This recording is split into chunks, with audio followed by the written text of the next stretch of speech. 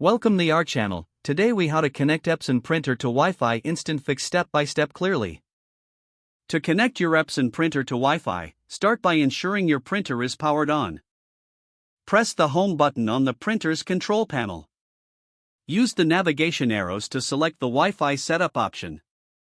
Choose the Wi-Fi setup wizard from the list. The printer will search for available networks. Once the list appears, select your Wi-Fi network. Enter your Wi-Fi password using the printer's keypad. Make sure to enter the password accurately, paying attention to uppercase and lowercase letters. After entering the password, confirm your selection. The printer will attempt to connect to the network. Once connected, a confirmation message will appear on the screen. Print a network status report to verify the connection. If necessary, consult the printer's manual for any troubleshooting tips. Ensure your computer or device is connected to the same Wi-Fi network. Download and install the latest drivers for your Epson printer from the official website. Follow the prompts to complete the installation on your computer. Once installation is finished, add the printer to your device. Check that your printer is set as the default printer for seamless printing.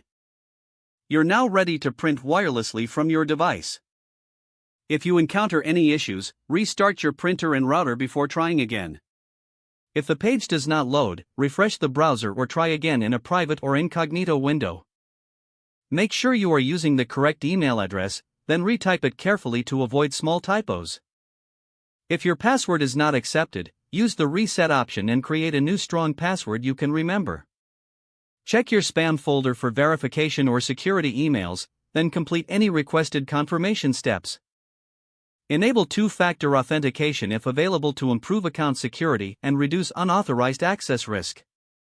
After signing in, review your profile details so your contact information and settings are accurate and current. If you see an error message, note it down and try again after restarting your device and internet connection. Log out when you finish, especially on shared devices, to keep your account and payment information secure. Don't forget to like this video and subscribe to our channel for more step-by-step tech guides.